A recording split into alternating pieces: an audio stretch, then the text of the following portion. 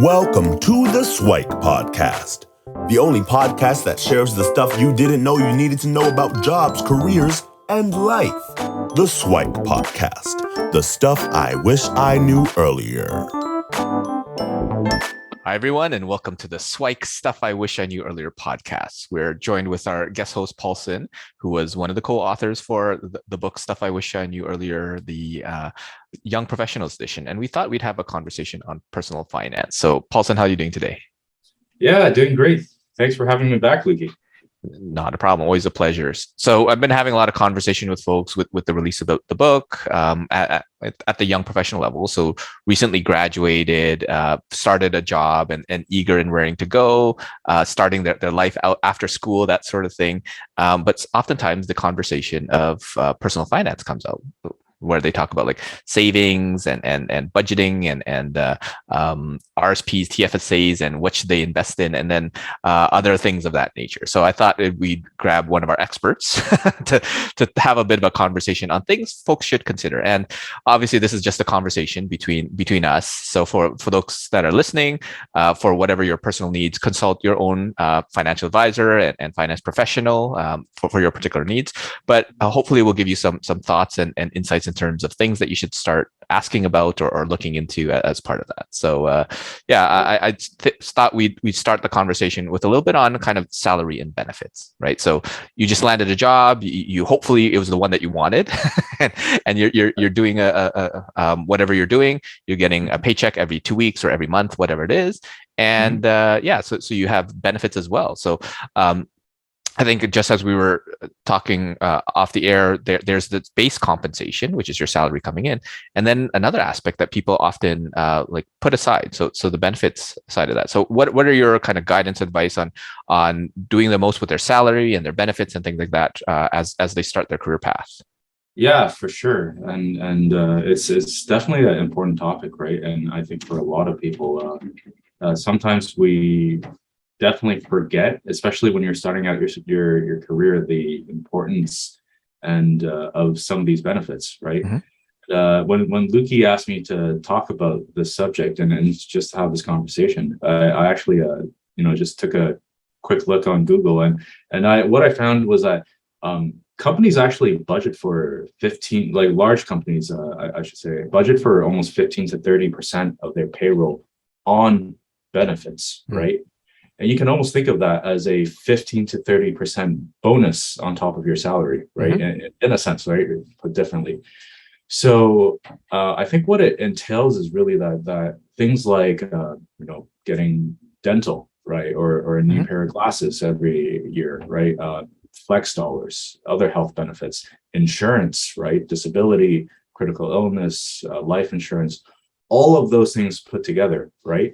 They're worth money. There's mm-hmm. money out of the pocket, right? And often when you're young, starting out, sometimes there are things that you don't think about, and there are things that you might say, hey, yeah, this might be nice when I'm further on in my life. But I've it's especially through COVID, it's become, just for me anyways, really apparent that some of these things can really come into use earlier. Right. And more you're seeing people, talking about things like even mental wellness and all of these type of subjects. Right. So personal care, don't underestimate it. And it's definitely can be a pretty significant portion and just factor that into the overall compensation package as well. For sure. So what that amounts to is you have your paycheck coming in, but you also have this other thing, which may be a untapped resource, so your benefits. So even though it may be complicated, may be hard to understand, take a moment mm-hmm. to read through it and see what's actually available. So you mentioned a bunch of things like maybe flex dollars or dental or massage and things like that. So what is covered and available? And to your point about the 15%, I mean, those are for larger companies. Smaller companies might only do like 1 or 2%, but hey, we could all use a 1 or 2% pay increase as well. I've also seen that sometimes they allow you to take those money. So if you don't have braces or don't need eyeglasses or whatever, you could put it into, let's say, an RSP or something like that, right? And they can kind of put that in or match. I've also seen companies that do kind of bonuses for things like certifications. So if you get for your particular area, like for me, it used to be like a project management professional, a PMP. The company actually gave me a bonus for that, right? I've seen other companies that actually give a little bit of incentive for volunteering, right? So they'll give like $100 to the charity of your choice under your name, that sort of thing. And there's a whole bunch of other things that are not necessarily that are paid for by the company that a lot of people don't take advantage of. And there are also like the group buy programs, like the Percopolises and what have you, where you can save at certain retailers and things like that. So make sure that you take a look at some of those things, right? For sure. Yeah. And I'll just add one thing, and Luki, you touched on it, which is just so important. That definitions matter in these things, right? So in the booklet, right, what it actually describes, the level of detail to which things are described, that's what's included in your package, and that's what your employer is paying for, right, on your behalf, right? And then there are things that you might want to look at too, like if for folks that are thinking about getting their personal or private plans like on the side, you really want to couple that with what's available through work as well, right? Understanding that what is made available through your employer would have a really specific definition, and there are other things that you may want to complement it with as well. For sure. Yeah. So the homework for folks is to take a look at your benefits, at everything that's encompassed in there. Oftentimes there's an employee portal that will have some of that in there, well, depending on the size of the company. So explore and be curious and spend your weekend or afternoon or whatever to kind of perusing to make sure that you're capitalizing on everything that's there. And then what you want to do is hopefully set up a spending plan. Some people call it a budget, right? To know now that you're having money coming in, it's not an inexhaustible source, right? It comes in, but expenses come out. So you want to make sure, well, how much do you make? Do you actually know? Because there's things like taxes. Sometimes they have like union dues and other fees and stuff like that. So your base salary is not necessarily what gets deposited into your bank account on a regular basis. Yeah. So knowing that amount. And then you want to think about things like savings, right? So taking some of that income and saving, and then obviously addressing all the expenses. So for some of the young professionals, they might still be living at home. So that's a huge burden that's off because they don't have rent or a mortgage to pay for, so they have a little bit more flexibility. But for those that are off on their own, well, they have a lot of other things that they have to consider as well. So making sure that you know how much you are truly making versus kind of that annualized salary. You want to know how much is actually deposited in your bank account on a regular basis, and then how much your expenses are. What are kind of your thoughts and guidelines around kind of spending plans and budgets and for people to really understand how much is coming in and how much is going out? Yeah, that's a great question, and I think especially today when everywhere you go, you see inflation being like that number one thing like that the economy is facing today. But I think that and the other factor being that cities like big cities in Canada are getting increasingly expensive to live in, right? I know that Luki and I live in Toronto, and the cost of living is just going through the roof, right? So yeah, it's a hot topic, and there is no perfect answer, I think, and you want to give yourself a bit of grace. I think that's the first thing when it comes to this stuff. But I like to think of it as splitting things into different buckets, right? And on a high level, there's usually a essential bucket that people have to plan for, right? This could be rent, it could be food, it could be maybe for some people going to the gym, right? Like that's essential to them, right? And I think a lot of times these are planned expenses. They're expenses that don't change month to month, right? Your cell phone bill, that's until it expires, it's basically it's an expense you can plan for, right? And then there's a non-essential bucket. You can think of it as more of a variable type of changing. This could be going to the movies. This could be planning that weekend trip to the Muskokas. It could be any of those items, right? Shopping, whatever it is, Amazon. and I think when you look at things, right, once you have a grasp of your spending patterns in terms of essential, non-essential, and you really want to look at the savings bucket as well, and almost treat that as a essential item, essential expense, right? And I think this was one of the concepts that we talked about in our book together, which was that when it comes to savings, the real power of it is if you do it consistently, if you do it with every paycheck and you treat it just like every other expense, right? And I think it doesn't have to start off, big, right? And it's something that you can certainly plan for and grow as you grow comfortable with what you're spending. But essentially, you're really balancing that act between your paying yourself first versus non-essential items, and trying to figure out in between what that line looks like based on your salary, based on your compensation, and based on where you live and what you need to spend, right?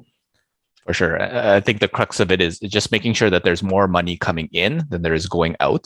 That's kind of the fundamental basics of it. And once you have that, then taking a look at the money going out and thinking about things like essentials. Like, so those are the non-negotiable things that you have to have. And that there are going to be different things for different people, because as you said, like the gym might be an essential for some people.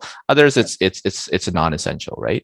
I think that the point about savings as an essential item is definitely helpful. And we'll talk a little bit more about essentials, about savings later. And then you want to plan for those non-essentials as well. Like you want to go out for dinner and with the boys, with the girls, with whomever, on the weekends and this and that.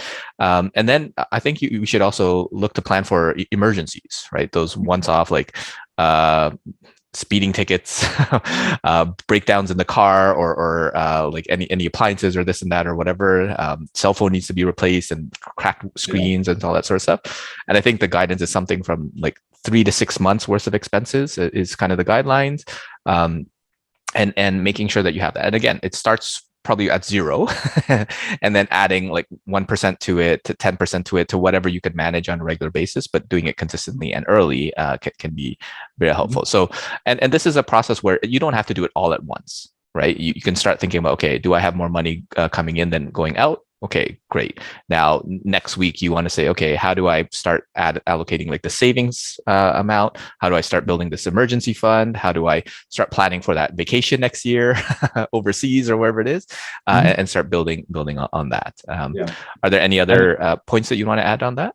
Yeah, like a tip I would just bring up is that a lot of times when you keep things in one account, all of these things merge together. It's really easy to mix in your vacation fund with what you're doing this weekend, right? For example, and I think just as a good practice, like having different accounts set up, whether it's savings accounts or accounts outside of your general spending account, it just makes things a little bit more difficult for you to have to access those funds, right? And sometimes those still the small barriers are what it takes to really, all it takes sometimes to really make sure that you get to stay disciplined and stick to what you have planned, right? So I'd encourage you, just take a look at that and figure out how to actually set up structures and systems in place to make it a little bit more difficult for yourself, and at the same time allow you to keep to your planned budget or spending plan.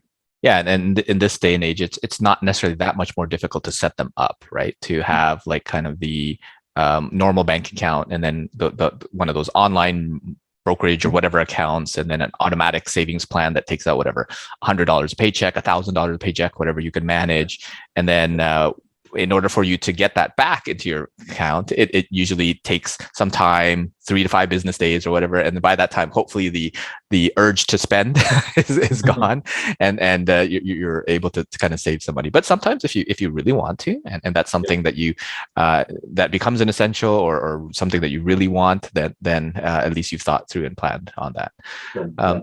So the topic often comes up with savings. So we briefly touched upon that, and a lot of folks is like, you know what, I have some money set aside and I can put somewhere. So the initial discussion is things like RSP or TFSA.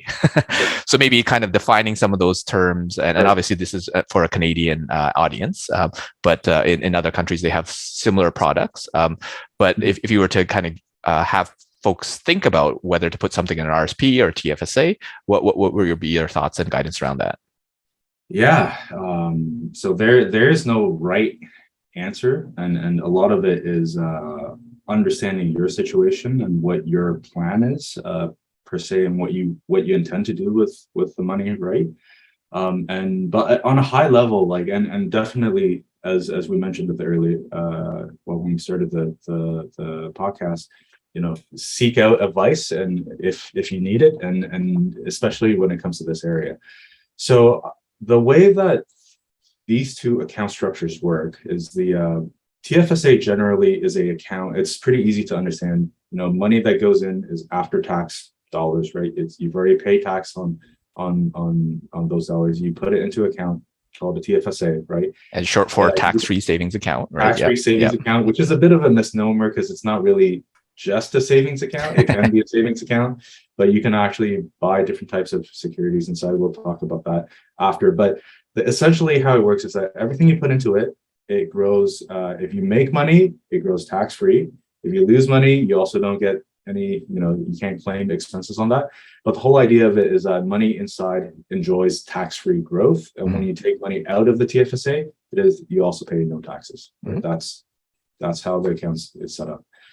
The RRSP, on the other hand, is a little bit different. So it's really a mechanism to control. It's an account structure that's in place to really control your income tax, right? That's really what it's for. It's the registered retirement savings plan for those that like what definitions are. Yeah. Exactly. Yeah. Thanks, Luki. So it's the way that it works is the money you put into it actually acts as a income deduction, right? You're really lowering your taxable income by putting money into an RSP by the same amount that you put into the RSP. And if you think about it, right, when we were talking about your salary and benefits earlier, a lot of times when you're getting your paycheck, those taxes that you need to pay are already deducted from your paycheck, right? They're deducted off each and every one of your paychecks. And what ends up happening is that when your taxable income is lowered, the CRA or the government now owes you money, right? And they give it back to you in the form of a refund, right? Because you prepaid those taxes, they're now giving it back to you because your taxable income has dropped, and it's now in this account structure called the RRSP, right? The catch is that when you take money out of the RSP, it's also treated as income, right? It's also added to your tax bracket. And the whole idea of the RSP is that ideally it's really meant for retirement when you don't have a salary anymore, or years, you could say years where you don't have a salary, right? That where if you need to take money out of the structure, that you are in a lower tax bracket, hopefully at that time. And that money you take out, you get to keep more of it just because you're in the lower tax bracket, right? So that's how it works. In the case of the RSP, any growth is tax. You don't pay tax on while the money is growing inside. There's a compounding effect that can happen in that sense. But when you're taking money out of the account, it is 100% taxable income. So that's the difference between the two, right? In terms of which one you go with, a lot of it depends on your plan and what those funds that go into the account, what it's really meant for, right? For example, if it's money that you might need in a few years, right? And you're anticipating, hey, I might need to pull this out in a couple of years to buy a home, right? The RSP, if it's your first home, the RSP has something called a first-time home buyer's plan that you can borrow from, and we can touch on that in a second. But for the most part, you don't want to lock up your money into a RSP when it's meant, if you need access to those funds while you're still anticipating that you're going to work, right? Because money that you take out, yes, you're getting that, you're lowering your taxable income by putting money into the RSP, but at the same time, right, when you take it out, it's added to your income again, right? So you don't necessarily want to restrict yourself if you feel like you need access to these funds and you kind of want to plan accordingly. And in those cases, the TFSA might be a better structure to go with, right?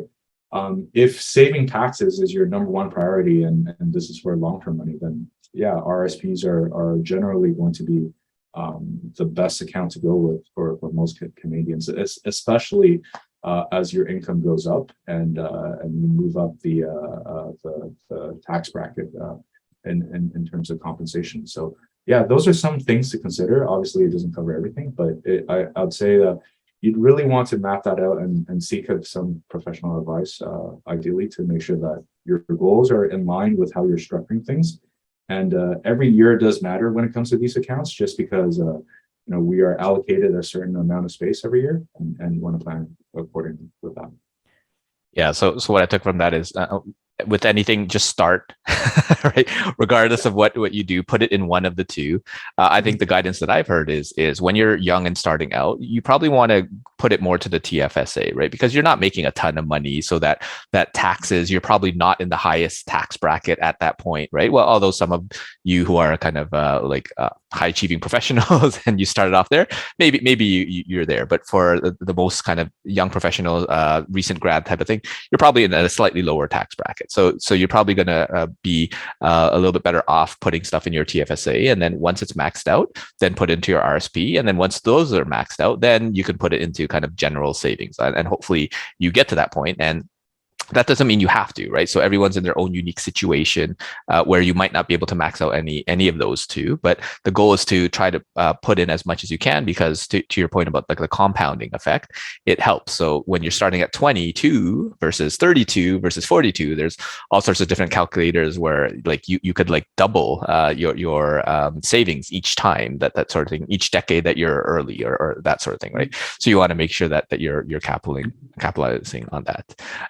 And I've heard folks discussing, and not so much recently, but before, things like the FIRE movement. Have you heard of that? Like the financial independence, retire early. Any thoughts or comments on that kind of way of living your life and spending your money and saving? Yeah,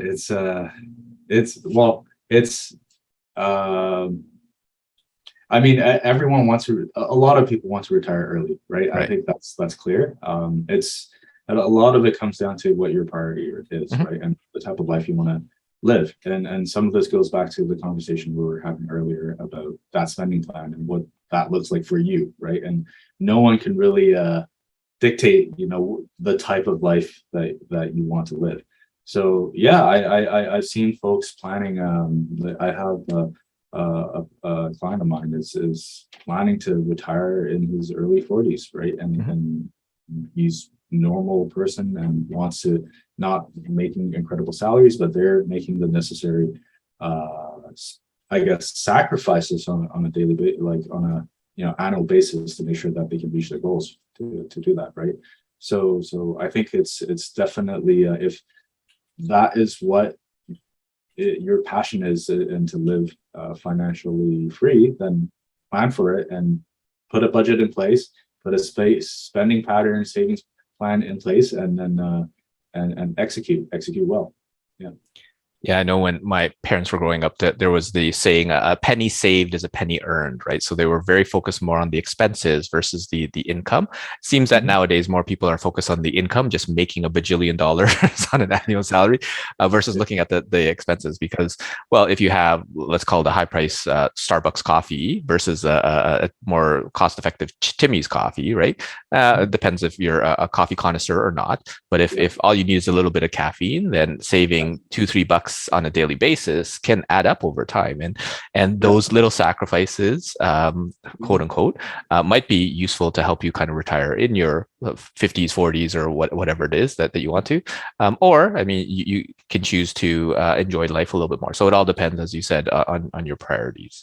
100%. And on that, I'll add a phrase, because it's just struck me as the similarities just struck me, which is when I first started my career, I there was a saying that $1 you save through tax planning is $1 you don't have to chase after in returns, right? Investment returns.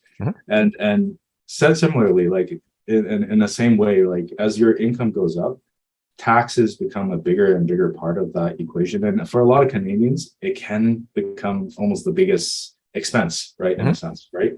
So yeah, plan for it. And there are ways to look into that deeper and to make sure that you can mitigate and save on taxes. And if you plan accordingly, that also compounds to something more. So yeah, just wanted to point that out as well. For sure. We might get into a more deeper dive episode when we write the experienced professionals edition and get in when you're in that tax area.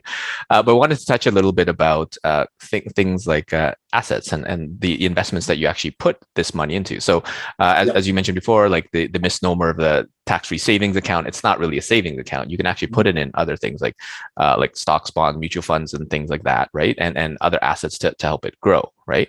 And same with RSP, right? There are different vehicles. It's just on how the account is, I guess, labeled for the, all intents and purposes.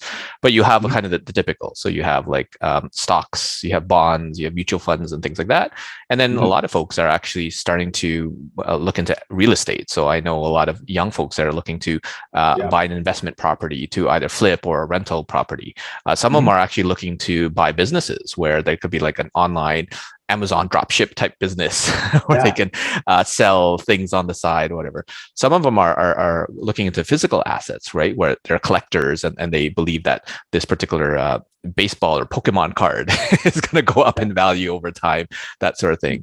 And then there's like things like NFT and crypto, which are kind of on the fringes a little bit. But those are often weaved into the conversation of different kind of investment vehicles and things like that. So what are your thoughts on any and or all those? Yeah, so it's exciting times, and love it. I love those conversations, and it definitely is exciting to hear about what everyone is getting up to. And I'd say, like, with all assets, right, and or securities, whatever you want to call them, right, just understand that it follows the rules of supply and demand, right, and that there has to be people that want to buy your asset for it to be worth something, right? If no one wants to buy it, it's not worth anything, right? So all assets follow that rule, right? When there's a marketplace, there's an exchange of goods, right? It just understand that that's the mechanism behind everything. And like all marketplaces, things don't always just go up, right? There are times when things can go sideways or down as well, right? We're seeing it right now in certain assets, actually a lot of different types of assets at this moment across the board. So just understand that those rules are still in place and that it's part of the entire equation. I'd say that when it comes to things like that you can hold in RSPs and TFSAs as well, there are certain things that are deemed acceptable, right? That you can hold in these type of accounts. So mutual funds, ETFs, stocks, bonds, fixed income, like GICs, right? Savings accounts. These are typically structures that are allowed for in things like RSPs. You can't, buy real estate in an RSP or a TFSA, right? Unless it's through an income trust, but that's another story. But for the most part, there are different types of assets, and you kind of want to group them in different classes as well in terms of their behavior. So that's kind of a high level. Like in general, I think for most people that are exploring the topic, right, you want to look at the different type of asset classes, how they behave, and whether or not their behavior fits in with what you are comfortable with, right? Sometimes banks call and investors will have assessments called like risk tolerance questionnaires and that kind of stuff. And for me, I've always kind of thought, hey, I don't know if it properly captures what people look at risk as, but there is some of it is what you can stomach, right? If you're holding something like a stock, even if it's a very large company, right, that has been around for a century, right? That doesn't mean that it's going to always keep growing, right? And it also means that when things change, when interest rates go up, it may go down, right? So even if you have a long-term view on where that asset class is headed or that particular security, right? You want to understand that it's still part of the marketplace, it's still being traded, and those things are going to happen, and you have to be comfortable stomaching things that happen, right? And same thing for real estate. And I think like it's easy to forget sometimes in especially the Toronto area, that that real estate, like every other market, can correct, right? And as you explore some of those decisions, right, just make sure that you're looking at all sides of the coin and understand that what all the different things and parameters that can happen, and take a educated step forward. And obviously, it's not to say the worst thing that can happen a lot of times is just being paralyzed and that being and overanalyzing things. Like, yes, that's, you don't necessarily want to go there, but at the same time, just make informed decisions where you understand the risk that you're taking on, and yeah, go from there. Yeah. So what I took from that is at the, like all of our other advice, just start, like put it in something, but like you probably want to start with, I don't know, like a market ETF type of thing, like a low fee thing, just to kind of get it in there, whether it's a mutual fund and this and that. There's all sorts of different vehicles. Your bank or some sort of professional will be able to help you with those, but just get started. And then as you can invest more time and get a little bit more savvy on these things and look at some of the other ones that are a little bit more complex to get into. And that's obviously the stuff that can be held within the RSPs and the TFSAs. And then you can also, again, if you want to be a different type of investor, you can take a look at like real estate assets and actual business, like physical assets and all that sort of stuff as well. So, but just be mindful that some of them are in the hype cycles. So I point specifically to like the NFTs and the cryptos, where there's a lot of money to be made and there's a lot of money to be lost at the same time. So it's not quite there where it's kind of more mainstream. So just be buyer beware, so to speak, and know what you're getting yourself into. I know I talked to someone where if you think about investment, it's basically informed gambling, right? So you never know if a company is going to keep on going up, like you assume, right? But sometimes like long existing companies have gone under, and some of the proceeds have been as a result. But get started and then spend some time to figure out what sort of investor that you want to be, and then kind of move and research accordingly. Yeah. And one thing that Luki, you touched on just now that I think is just so important, just the idea of diversifying, right? Splitting up and ETFs, things like that, mutual funds are a way to diversify, right? It's not the only way, there are other ways, but it is a way, right? And what that means is really just spreading out your risk in different securities and not having all your eggs in just one basket, right? So that's it's a good idea in the sense that you are decoupling some of that risk and making sure that you're not putting your entire life savings into something that may not pan out the way you planned it. So, yeah, and what that means is instead of betting on, let's say, a certain company, then you can bet on like an industry or even the entire market as a whole, right? So those are something that can definitely hedge your risks, and then that diversification can definitely help. And it could be also diversification outside of just kind of those investment vehicles, aka like the real estates, the businesses, and all that sort of stuff, right? Because those are other things that you could consider as well.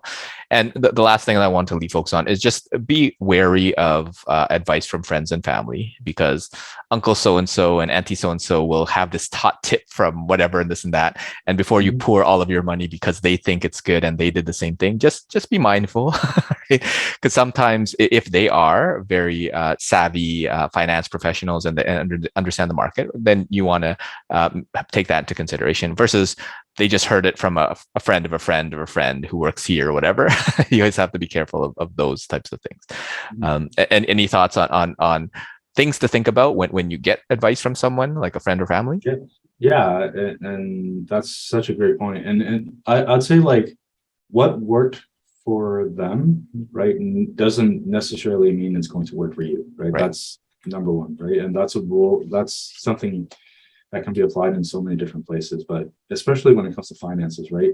It's an ever-changing landscape. Things are, 20 years ago, you could buy any pre-construction condo, and that was you'd double your money in 2 years, like that kind of thing, right? That's not necessarily the landscape today, right? Not to say that those are bad investments, but it's a little bit different. Materials have gone up a lot, right? There are a lot more supply in the marketplace, and that equation has shifted, right? So it's just understanding that taking it with a grain of salt, understanding that yes, maybe their advice worked well for them, but understand that there could be further things to look into, and they might have blind spots in their perspective as well that you want to make sure that you're capturing in order to make the most informed decision for you. So yeah, for sure. So I think that that's a good starter conversation for those young professionals just getting in the workplace, starting to get their first few paychecks, and how to get them on a good path to financial security, independence, and freedom later on. So if we were to sum it up, it's to make sure that from your salary and your benefits, you're actually capitalizing on everything that's coming in, so that the money coming in is as high as it can be, and then create that spending plan so that the money coming in is more than the money coming out, right? And take a look at essentials versus non-essentials and emergency stuff, because stuff happens in life. So you got to make sure that you're safe. And then when we talk about things like savings and investments, so it's really up to you from a personal situation for the RSPs and TFSAs. But generally speaking, you probably want to start with the TFSAs, RSPs when you're making a little bit more money. And then if you want to go be on fire and retire early, then you might need to make a few sacrifices, but then you'll have more rewards later on. And then you can look to diversify your investments in different areas. So probably start with whatever you can get your hands on. And then as you get a little bit more savvy, you want to make sure that the investments are fully diversified, and just be wary of the stock tip from uncle so-and-so or cousin this and that, right? So hopefully that was a good starter conversation. Any other last minute remarks that you want to share? Yeah, no, and just I'd say have fun in this journey. It's definitely part of adulting, right?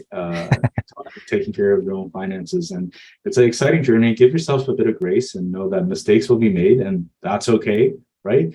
But with each experience, learn, grow from it, and make better decisions. And that's what this journey is all about. And excited for your story and how things will go. And Perfect. So thanks, Paulson, for sharing your SIWIKE and insights, and hopefully we'll have you back for a future episode.